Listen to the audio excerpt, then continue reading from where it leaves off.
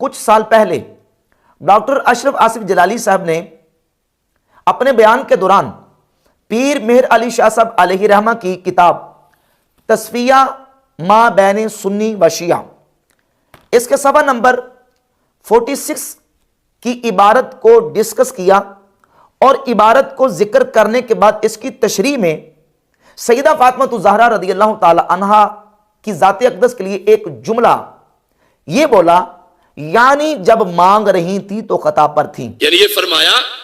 کہ مسئلہ باغ فدق میں یہ روافض تم دلیل نہ بناؤ کہ معصوم تھی تو مانگنا ہی حق کی دلیل ہے، نہیں خطا کا امکان تھا اور خطا پر تھیں، جب مانگ رہی تھیں خطا پر تھیں، لیکن جب آگے سے حدیث آئی تو ان کی یہ شان ہے کہ جن کے جگر کا ٹکڑا ہے ان کی حدیث سن کے سر تسلیم خم کر لیا۔ سیدہ فاطمہ الزہرا رضی اللہ تعالیٰ عنہ فدق کا مطالبہ کرتے وقت جب آپ نے مطالبہ کیا تو کہا کہ یعنی جب مانگ رہی تھی تو خطا پر تھیں۔ جب ڈاکٹر صاحب نے یہ جملہ بولا تو ان کے اس جملہ پر علماء نے اپنے تحفظات کا اظہار کیا، اور علماء نے یہ کہا کہ آپ اپنے اس جملہ سے رجوع کر لیں، یہ جس کنٹیکسٹ اور جس سیاق و سباق کے ساتھ جملہ بولا گیا ہے تو آپ کا یہ جملہ قابل مواخذہ ہے، لہذا آپ اس جملہ سے رجوع کر لیں۔ ڈاکٹر صاحب نے اپنے اس جملہ اور اپنے بیان کی وضاحت میں بہت سارے بیانات ریکارڈ کروائے، پھر مسئلہ اجتہادی خطا بھی زیر بحث آیا، اجتہادات الانبیاء کے نام سے سیمینار بھی منعقد ہوا، اور پھر عقیدہ معصومیت بھی زیر بحث آیا۔ اسی کے دوران ڈاکٹر صاحب نے مختلف سٹیٹمنٹس اور بیانات دیے۔ ایک بیان یہ بھی تھا، بے خطا بے گناہ سیدہ فاطمہ رضی اللہ تعالی عنہا۔ اب ڈاکٹر صاحب کے جب مختلف بیانات آئے تو ان بیانات کے بعد بعض لوگ یہ سمجھے کہ ڈاکٹر صاحب نے اپنے بولے گئے اس جملہ سے رجوع کر لیا ہے، یہ جملہ آئندہ ہم نہیں بولیں گے، اس کی جگہ پہ ہم دوبارہ یہ جملہ آئندہ سے بولیں گے، اس کی جگہ پہ کوئی اور جملہ دے دیا گیا۔ جو لفظ امکان خطا اور اس پر پھر آگے اس کی تشریح کے بولے گئے، آج اس گفتگو میں میں ان لفظوں کی جگہ اور لفظ دے رہا ہوں، یعنی لفظ امکان خطا یا پھر اس کی آگے تشریح، اس کی بھی یہ بھی نہ بولے جائیں اور جواب بھی دیا جائے۔ لوگ یہ سمجھے کہ شاید ڈاکٹر صاحب نے اپنے وہ بولے گئے جملے سے رجوع کر لیا ہے، یا یہ کہ ڈاکٹر صاحب نے وضاحت دی ہے اور وہ کہتے ہیں میری مراد یہ ہے کہ یہاں سیدہ پاک رضی اللہ تعالی عنہا سے جو ہے وہ اجتہاد کے اندر خطا ہوئی ہے، لہذا میری مراد خطا اجتہادی ہے۔ اور میں نے یہ بات پیر مہر علی شاہ صاحب علیہ رحمہ کی عبارت کی تشریح میں کہی ہے۔ اگر میرے اوپر آپ نے کوئی فتویٰ لگانا ہے، بیان دینا ہے، تو پہلے آپ پیر صاحب کے اوپر فتویٰ لگائیں، پیر صاحب کی عبارت کی تشریح کریں۔ بہرحال یہ سارے بیانات آئے، چونکہ آج کل بھی یہ مسئلہ ڈسکس کیا جا رہا ہے، تو اس سلسلہ میں چونکہ میں نے جو اپنے تحفظات ڈاکٹر اشرف آصف جلالی صاحب کے حوالے سے پیش کیے تھے، ان میں ایک پوائنٹ یہ بھی تھا کہ مسئلہ خطا اور یہ جو فدق کے معاملہ میں سیدہ پاک رضی اللہ تعالی عنہا کے لیے ڈاکٹر صاحب نے جو جملہ جس کانٹیکسٹ اور جس عبارت کی تشریح میں بولا ہے، ڈاکٹر صاحب کی یہ بات جو ہے اور یہ جملہ یہ قابل گرفت ہے، قابل مواخذہ ہے۔ وہ اس طرح، کیونکہ اس سے پہلے کہ میں اس عبارت کی اور اس جملے کے اوپر جو میرے تحفظات ہیں اس کو پیش کروں، اس سے پہلے یہ بات ذہن نشین کرنا ضروری ہے کہ ہمارا اہل سنت و جماعت کا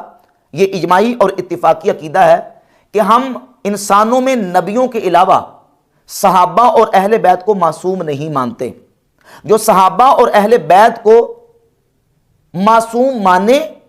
وہ اہل سنت و جماعت کے عقیدے سے خارج ہے، وہ سنی نہیں ہو سکتا۔ اعلیٰ حضرت امام اہل سنت اشاع امام احمد رضا خان محدث بریلی رحمۃ اللہ تعالی علیہ نے فتاوی رضویہ کی جلد نمبر 14 صفحہ نمبر 187 پہ واضح طور پر لکھا کہ انسانوں میں صرف انبیاء علیہم الصلوات و تسلیمات معصوم ہیں، جو غیر نبی کو معصوم مانے وہ اہل سنت و جماعت کے عقیدے سے خارج ہے۔ یہ بات بھی طے شدہ ہے، اور انبیاء علیہم السلام معصوم ہیں اور صحابہ اور اہل بیت علیہم الرضوان محفوظ ہیں۔ نبی معصوم اور صحابہ اور اہل بیت محفوظ ہیں۔ معصوم کون ہے؟ معصوم وہ ہے جس سے خطائے معصیت یعنی گناہ وہ ہونا ناممکن ہے، محال ہے، اور محفوظ وہ ہے کہ جس سے خطائے معصیت ہونا ممکن ہے، لیکن ممکن کا مطلب یہ نہیں ہے کہ ہم اس کو واقع بھی مانیں۔ اس تفصیل کے بعد پیر صاحب کی عبارت ہم پڑھ کے اس پر انشاءاللہ تعالی بات کریں گے۔ پیر مہر علی شاہ صاحب علیہ رحمہ نے ایک رافضی کو جواب دیا۔ فدق کے معاملہ میں رافضی نے یہ دعویٰ کیا تھا کہ چونکہ سیدہ فاطمہ الزہرا رضی اللہ تعالی عنہا وہ آیا تطہیر کی فضیلت میں شامل ہیں، لہذا وہ معصومہ ہیں، اور معصومہ ہونے کی بنیاد پر وہ فدق کے معاملہ میں امر ناجائز کی مرتکب نہیں ہو سکتی۔ تو اس کے جواب میں پیر صاحب نے اپنا جواب دیا۔ پہلے میں عبارت آپ کے سامنے رکھتا ہوں۔ پیر صاحب لکھتے ہیں، اس موضوع پر ایک اور دلیل جو فریق مخالف کی طرف سے دی جاتی ہے وہ یہ ہے کہ اللہ تعالیٰ نے بموجب آیت تطہیر اہل بیت علیہم الرضوان کو پاک گردانا ہے، لہذا سیدۃ النساء رضی اللہ تعالی عنہا فدق کا دعویٰ کرتے ہوئے کسی ناجائز امر کی مرتکب نہیں ہو سکتی۔ اس دلیل کا تفصیلی جواب آگے چل کر آیت تطہیر کی فصل میں دیا جائے گا۔ یہاں اتنا کہہ دینا کافی ہے کہ آیت تطہیر کا مطلب ہرگز یہ نہیں کہ یہ پاک گروہ معصوم ہیں اور ان سے کسی قسم کی بھی خطا کا سرزد ہونا ناممکن ہے، یعنی ان سے خطا کا سرزد ہونا ناممکن نہیں بلکہ ممکن ہے۔ اب سوال یہ پیدا ہوتا ہے کہ پیر صاحب نے جس چیز کو ممکن مانا، آیا کہ یہ ممکن واقع بھی ہے کہ صرف ممکن ہی ہے؟ تو اس عبارت کو ڈسکس کرتے ہوئے ڈاکٹر اشرف آصف جلالی صاحب نے ایک قاعدہ بیان کیا، اور قاعدہ بیان کر کے یہ کہا کہ پیر صاحب کی عبارت کے اندر پیر صاحب نے جس چیز کو ممکن مانا ہے دراصل اس کو وقوع لازم ہے، وہ وقوع کو مستلزم ہے۔ اور وہ قاعدہ یہ بیان کیا، ان الامکان اذا کان متعلقا بالماضی کان مستلزما للوقوع، کہ اگر امکان کا تعلق ماضی کے ساتھ ہو کان مستلزما للوقوع، تو وہ وقوع کو مستلزم ہوتا ہے۔ اب یہاں پر ایک ہے امکان خطا، ایک ہے وقوع خطا اور صدور خطا۔ اس سلسلہ میں بھی بہت سے لوگ انہوں نے اس بات میں بددیانتی کی ہے، یا پھر ویسے انہیں پتہ نہیں تھا تو غلطی کی ہے کہ پیر صاحب تو صرف امکان کی بات کر رہے ہیں اور آپ جو ہیں وہ کر رہے ہیں کہ ان سے وقوع بھی ہوا۔ تو اس کی وضاحت بھی میں کرنا چاہتا ہوں۔ جو لوگ بھی اصول فقہ پڑھے ہوئے ہیں، منطق پڑھے ہوئے ہیں، علم کلام پڑھے ہوئے ہیں، ان کے سامنے میں ایک قانون پڑھ رہا ہوں، اور اگر وہ توجہ کریں گے انہیں مستحضر ہوگا۔ ان الامکان اذا کان متعلقا بالماضی، کہ لفظ امکان جب کسی ایسی چیز کے بارے میں بولا جا رہا ہو جس کا وقوع ماضی میں ہو چکا ہے، کان مستلزما للوقوع، تو ایسا امکان جو ہے وہ وقوع کو مستلزم ہوگا۔ اب ان لوری دینے والوں کو کیا پتا ہے کہ استلزام کیا ہے، استلزام کی قسمیں کیا ہیں، اور امکان خطا کا مطلب وقوع خطا ہے، اور امکان خطا مستلزم ہے وقوع خطا کو۔ لہذا پیر صاحب جس چیز کو ممکن مان رہے ہیں در حقیقت اس کو وقوع لازم ہے، وہ وقوع کو مستلزم ہے۔ لہذا پیر صاحب جو کہہ رہے ہیں نا کہ ممکن ہے، تو اس کا مطلب یہ ہے کہ قضیہ فدق میں سیدہ رضی اللہ تعالیٰ عنہ کے حوالے سے جو بات کی ہے وہ صرف ممکن نہیں ہے بلکہ واقع ہے۔ اب یہاں یہ سوال پیدا ہوتا ہے کہ پیر صاحب نے جس چیز کو ممکن مانا ہے وہ ڈاکٹر صاحب کے بیان کے مطابق در حقیقت واقع بھی ہے، کیونکہ ان الامکان اذا کان متعلقا بالماضی کان مستلزما للوقوع، اگر امکان کا تعلق ماضی کے ساتھ ہو تو وہ وقوع کو مستلزم ہے۔ پیر صاحب نے ایک چیز کو ممکن مانا، در حقیقت چونکہ ماضی کے ساتھ اس کا تعلق تھا تو اس کو وقوع لازم ہے۔ اب سوال یہ پیدا ہوتا ہے کہ پیر صاحب نے یہاں امکان کس خطا کا مانا ہے، خطائے معصیت کا یا خطائے اجتہادی کا؟ تو ڈاکٹر صاحب ہی کا یہاں بیان موجود ہے۔ ڈاکٹر صاحب نے خود بیان دیا کہ یہاں پیر صاحب خطائے اجتہادی کی بات نہیں کر رہے۔ میں نے اس جواب کو، یہ بڑا بھاری جواب بنتا ہے بظاہر، میں نے پھر آگے خطا اجتہادی کا پہلو جو نکلتا تھا جو لکھا ہے شارحین نے اس کی طرف کیا، لیکن پیر صاحب نے خطا اجتہادی کی بات نہیں کی، پیر صاحب نے مطلقاً خطا کی بات کی ہے۔ मुतलकन खता। साबित क्या हुआ? जब खताए इज्तिहादी की बात नहीं कर रहे तो फिर खताए मासियत की बात हो रही है और खताए मासियत का इम्कान मान रहे हैं। और डॉक्टर साहब ने कहा कि पीर साहब जिसका इम्कान मान रहे हैं दर हकीकत वो वकूअ को मुस्तलजिम है। तो नतीजा क्या निकला? नतीजा ये निकला कि पीर साहब सैयदा पाक रज़ी अल्लाह ताला अन्हा के लिए खताए मासियत का वकूअ मान रहे हैं, नाऊज़ बिल्लाहि ताला। और फिर हकीकत यह है कि पीर साहब ने इस मकाम पे जिस खता को मुमकिन माना है वो है खताए मासियत ही, क्योंकि पीर साहब अहले बैत अतहार के अफराद से इस्मत की नफी कर रहे हैं और इस्मत के मुनाफी नहीं मगर खताए मासियत। खताए इज्तिहादी इस्मत के मुनाफी नहीं है बल्कि खताए मासियत ये इस्मत के मुनाफी है। जब हम किसी से इस्मत की नफी करेंगे तो उसके लिए इम्कान इस खताए मासियत का मानना पड़ेगा। जिसका पीर साहब ने इम्कान माना वही इस्मत के मुनाफी है और वो है खताए मासियत। और ये ऐन अकीदा अहले सुन्नत है कि खताए मासियत का महफूज के लिए इम्कान है, लेकिन इम्कान का मतलब ये नहीं है कि वो वाक़ई भी हो। लेकिन डॉक्टर साहब ने पीर साहब की इबारत की तशरीह करते हुए एक तो पीर साहब के हवाले से ये कहा कि पीर साहब जिसको मुमकिन मान रहे हैं वो दरअसल कायदे के मुताबिक वाक़ई भी है। और यहां एक और कायदा बयान किया फिक़्ह की किताबों से कि अस्सवालु मुआदुन फिल जवाब, सवाल जवाब के अंदर लुटाया जाता है। अस्सवालु मुआदुन फिल जवाब। और यहां पर पीर साहब ने लिखा इस मौजू पर एक और दलील जो फरीक़े मुखालिफ की तरफ से दी जाती है वो ये है कि अल्लाह ताला ने बमूजब आयत ततहीर अहले बैत अलैहिम रिदवान को पाक गर्दाना है, लिहाजा सैयदतुन निसा रज़ियल्लाहु ताला अन्हा फदक का दावा करते हुए किसी नाजायज अमर की मुर्तकिब नहीं हो सकती, क्योंकि शिया कहते वो मासूमा है, लिहाजा नाजायज अमर की मुर्तकिब नहीं हो सकती। इसका पीर साहब जवाब देना चाहते हैं। तो जिसका जवाब देना चाहते हैं वो फिर जवाब में उसका इयादा मोतबर होगा कि उन्होंने किसके बारे में कहा, किसका नाम लिया राफिज ने, पीर साहब ने किसका नाम तज़किरा किया दलील में, उसके बाद जवाब में उसी हस्ती का सारा जवाब है, उसके बारे में तज़किरा है। जो सवाल किया जाता है वही जवाब के अंदर लुटाया जाता है। अब सवाल के अंदर राफजी ने यह कहा था कि सैयदा अमरे नजायज की मुर्तकिब नहीं हो सकती। अब सवाल यह है कि अमरे नजायज क्या होता है, खताए इज्तिहादी या खताए मासियत? खताए मासियत होता है। जिसको राफजी ने नामुमकिन और मुहाल कहा था उसी को पीर साहब ने मुमकिन कहा, लेकिन मुमकिन का मतलब वाक़ई नहीं है। डॉक्टर साहब ने इस मुमकिन को वाक़ई माना पीर साहब के लिए भी, पीर साहब की इबारत के हवाले से उनके खाते में, और फिर अपनी तरफ से इसकी तशरीह में यह कहा यानी जब मांग रही थी तो खता पर थी। और फिर इस बात का बार बार इसरार किया कि मैंने ये जुमला जो बोला है वो पीर साहब की इबारत की तशरीह में बोला है, और पीर साहब के हवाले से अपने बयानात दिए कि पीर साहब यहां जो खता डिस्कस कर रहे हैं वो खताए इज्तिहादी नहीं। तो अब डॉक्टर साहब के इस बयान से सैयदा पाक रज़ी अल्लाह ताला अन्हा की ज़ात अक़दस के लिए खताए मासियत का ना सिर्फ इम्कान बल्कि खताए मासियत का वुकू लाजिम आ रहा है। असल में मसला काबिल गिरफ्त यह है, असल में मुआखज़ा इस पर है।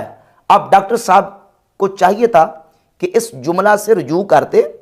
और अपने इस जुमला से रुजू करके फिर अकीदा मासूमियत को बयान करते और फिर इज्तिहाद का मसला बयान करते तो और बात थी। लेकिन अपने इस जुमला से क्या डॉक्टर साहब ने रुजू कर लिया, या डॉक्टर साहब ने यह जुमला इस मकाम पे सबकते लिसानी से वैसे निकल गया था? तो उसका जवाब यह है कि डॉक्टर साहब से यह जुमला सबकते लिसानी से नहीं बल्कि खुद अपना डॉक्टर साहब का बयान मौजूद है कि डॉक्टर साहब कहते हैं कि यह जुमला मुझसे सबकते लिसानी से नहीं बल्कि फिक्र कुरानी से निकला है। यानी कुछ लोग समझते हैं, अक्सर यही समझ रहे हैं कि जिस तरह कोई बात गैर इरादी सबकत लिसानी से कोई लफ्ज निकल जाता है तो फिर वापस ले लेना चाहिए, इसमें जिद क्यों है? तो मैंने उलमा व मशाइख से भी ये कहा कि ये सबकत लिसानी से नहीं निकला, ये मसला है ईमानी से निकला है और फिक्रे कुरानी से निकला है। तो मैं इसे किस तरह वापस लूं? यानी बिलकस्त वल इल्तिजाम डॉक्टर साहब ने इस मौका पर जहां खताए मासियत का इम्कान پیر صاحب ذکر کر رہے تھے، وہاں ڈاکٹر صاحب نے اسی کی تشریح میں بالقصد والالتزام جو ہے وہ سیدہ پاک رضی اللہ تعالی عنہ کے لیے جو ہے وہ خطا کا جو جملہ ہے وہ خطا واقع مانی ہے۔ اور پھر اس پر سوال یہ پیدا ہوتا ہے کہ چلیں ٹھیک ہے، وہ جملہ تو ان سے نکل گیا یا انہوں نے بول دیا، آیا اس سے رجوع کر لیا کہ نہیں؟ تو اس کا جواب یہ ہے کہ ڈاکٹر صاحب نے اس سے رجوع نہیں کیا۔ اس پر خود ڈاکٹر صاحب کا تحریری بیان جو ایک پوسٹر کی شکل میں انہوں نے شائع کیا۔ ڈاکٹر صاحب لکھتے ہیں، اگر آیت تطہیر کی تفسیر میں بولے گئے ان الفاظ کو غلط قرار دیتے ہوئے ان سے رجوع کی وجہ سے عقیدہ ختم نبوت پر آنچ نہ آتی ہوتی تو انہیں 1000 بار واپس لے لیا جاتا۔ ان الفاظ سے اصول اہل سنت کے مطابق سیدہ زہرا رضی اللہ تعالی عنہا کی عظمت پر تو کوئی آنچ نہیں آتی، مگر واپس لینے سے عقیدہ ختم نبوت پر آنچ آتی ہے۔ اس سے ثابت کیا ہوا کہ ڈاکٹر صاحب نے جو الفاظ جس موقع محال جس کنٹیکسٹ میں بولے تھے، بالکل انہی الفاظ کے اوپر ڈاکٹر صاحب قائم ہیں، اور وہ کہتے ہیں کہ میں ان الفاظ سے رجوع نہیں کروں گا، کیونکہ رجوع کروں تو عقیدہ ختم نبوت پہ آنچ آتی ہے۔ اور ڈاکٹر صاحب نے جس جگہ پہ لفظ بولے ہیں اس میں خطا اجتہادی کا ذکر نہیں ہے، وہاں خطا معصیت کا ذکر ہے، اور ڈاکٹر صاحب کے بیان سے سیدہ پاک نے خطا معصیت کا صرف امکان نہیں بلکہ وقوع لازم آ رہا ہے، جو کہ یہ بیان یقیناً قابل گرفت ہے، اور ڈاکٹر صاحب کو اپنے ان الفاظ سے رجوع کرنا چاہیے تھا۔ اب جو بیانات اس سلسلہ میں اپنی وضاحت میں ڈاکٹر صاحب نے دیے، مسئلہ خطا اجتہادی کو ذکر کیا گیا، اور علماء اہل سنت اور محدثین کی کتابوں سے جو ریفرنسز اور حوالہ جات دیے، اس سلسلہ میں فدق کے قضیہ کے حوالے سے مختصر اور جامع طریقے سے چند باتیں میں آپ کے سامنے رکھوں گا۔ یہ بات اہل سنت و جماعت کی کتابوں کے اندر، حدیث اور سیرت کی کتابوں کے اندر موجود ہے کہ سیدہ فاطمہ الزہرا رضی اللہ تعالی عنہا نے جناب سیدنا ابوبکر صدیق رضی اللہ تعالی عنہ سے بطور وراثت فدق کا مطالبہ فرمایا۔ نہ صرف سیدہ پاک نے بلکہ نبی پاک صلی اللہ علیہ وآلہ وسلم کی ازواج طیبات نے بھی بطور وراثت مطالبہ کیا۔ صحیح بخاری کے اندر 4034 نمبر حدیث ہے۔ سیدتنا عائشہ صدیقہ رضی اللہ تعالیٰ عنہ فرماتی ہیں، ارسل ازواج النبی صلی اللہ علیہ وآلہ وسلم عثمان الی ابی بکر، ازواج طیبات نے حضرت عثمان غنی رضی اللہ تعالیٰ عنہ کو حضرت ابوبکر صدیق رضی اللہ تعالیٰ عنہ کے پاس بھیجا کہ وہ وراثت کا مطالبہ کریں۔ جو جواب صدیق اکبر رضی اللہ تعالیٰ عنہ نے ازواج طیبات کو دیا، وہی جواب سیدہ فاطمہ الزہرا رضی اللہ تعالیٰ عنہ کو آپ نے دیا کہ نبی پاک صلی اللہ علیہ وآلہ وسلم کا فرمان اقدس ہے، لا نورث ما ترکنا فہو صدقۃ، ہم کسی کو اپنا وارث نہیں بناتے، ہم جو چھوڑ کے جاتے ہیں وہ صدقہ ہوتا ہے۔ اب سیدہ پاک رضی اللہ تعالیٰ عنہ نے یہ حدیث سننے کے بعد کیا اس پر کوئی رد عمل کا مظاہرہ کیا، ریاکشن کیا، یا کہ اس پر خاموش ہو گئیں؟ تو اس سلسلہ میں ایک ہمارے پاس جو موقف روایات اور احادیث کی روشنی میں آتا ہے وہ یہ ہے کہ اس کے بعد سیدہ پاک رضی اللہ تعالی عنہا نے خاموشی اختیار کی، جیسے کہ حضور علیہ الصلوۃ والسلام کی ازواج طیبات اس مسئلہ میں خاموش ہو گئیں۔ جامع ترمذی کے اندر 1609 نمبر روایت امام ترمذی لے کے آئے، سیدہ پاک رضی اللہ تعالی عنہا کو جب حضرت ابوبکر صدیق رضی اللہ تعالیٰ عنہ اور حضرت عمر فاروق رضی اللہ تعالیٰ عنہ نے جواب دیا تو سیدہ پاک نے کہا، واللہ لا اکلمکما ابدا، اللہ کی قسم میں تمہارے ساتھ دوبارہ کلام نہیں کروں گی، فماتت، حتیٰ کہ آپ کا وصال ہو گیا۔ اب اس روایت کو بیان کرنے کے بعد جو حدیث کے راوی ہیں علی بن عیسیٰ، وہ کہتے معنی لا اکلمکما تانی فی ھذا المیراث ابدا، اس کا معنی یہ ہے کہ میں تم سے کلام نہیں کروں گی، یعنی اس میراث کے بارے میں تم سے دوبارہ کلام نہیں کروں گی، انتما صادقان، تم دونوں سچے ہو۔ یعنی سیدہ پاک رضی اللہ تعالی عنہ نے حدیث سننے کے بعد ابو بکر صدیق رضی اللہ تعالیٰ عنہ اور حضرت عمر فاروق رضی اللہ تعالی عنہ کو اس معاملہ میں سچا کہا اور کہا کہ اس مسئلہ میں میں تمہارے ساتھ دوبارہ کلام نہیں کروں گی۔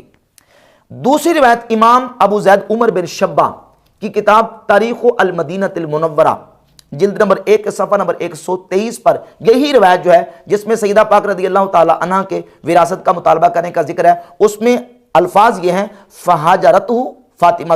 رضی اللہ تعالی عنہ، سیدہ فاطمہ الزہرا رضی اللہ تعالی عنہ ابو بکر صدیق رضی اللہ تعالی عنہ کو اس معاملہ میں پھر ان سے الگ ہو گئی، فلم تکلمہ فی ذالک المال حتی ماتت، پھر دوبارہ سیدہ پاک رضی اللہ تعالی عنہا نے اس مال کے بارے میں کلام نہیں کیا حتیٰ کہ آپ کا وصال اقدس ہو گیا۔ اب اس چیز کو اگر لیا جائے تو اس کا مطلب بالکل واضح ہو جاتا ہے کہ جیسے نبی پاک علیہ الصلوۃ والسلام کی ازواج طیبات نے مطالبہ کیا،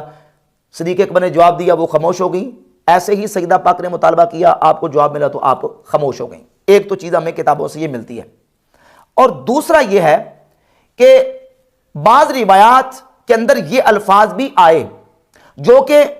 جن الفاظ کے اوپر محدثین نے کلام بھی کیا، کیونکہ ان روایتوں کے اندر جو مرکزی راوی ہے وہ ابن شہاب زہری ہیں۔ ابن شہاب زہری خود یا ان کے کسی شاگرد نے ان روایتوں کے اندر جو ادراج کیا ہے، کسی شاگرد نے یہ الفاظ ایڈ کر دیے، یا ابن شہاب زہری جو کہ ادراج کے اندر بڑے معروف ہیں، ان کی طرف سے حدیثوں کے اندر ادراج ہو گیا اور اس میں یہ الفاظ آئے کہ فہاجرتہ، سیدہ فاطمہ الزہرا رضی اللہ تعالی عنہا ابو بکر صدیق کو انہوں نے چھوڑ دیا، غضبت، ناراض ہوئی، ولم تکلمہ، اور پھر انہوں نے ابو بکر صدیق رضی اللہ تعالیٰ عنہ سے کلام نہیں کیا۔ اب یہ جو غضبناک ہونا اور ابو بکر صدیق رضی اللہ تعالیٰ عنہ کو چھوڑ دینا اور حدیث سننے کے بعد ناراضگی کا اظہار کرنا، اس پر اشکال یہ پیش کیا جاتا ہے کہ اگر ان الفاظ کو مان لیا جائے تو اس سے تو یہ اشکال وارد ہوتا ہے کہ نبی پاک صلی اللہ علیہ وآلہ وسلم کی حدیث سیدہ فاطمہ الزہرا رضی اللہ تعالیٰ عنہ کے سامنے بیان کی گئی ہو اور وہ حدیث سننے کے باوجود بھی جو ہے وہ اپنا جو رد عمل یا ری ایکشن کا مظاہرہ کریں، یہ نہیں ہو سکتا۔ تو اس کا جواب یہ ہے کہ مجتہد جب اجتہاد کرتا ہے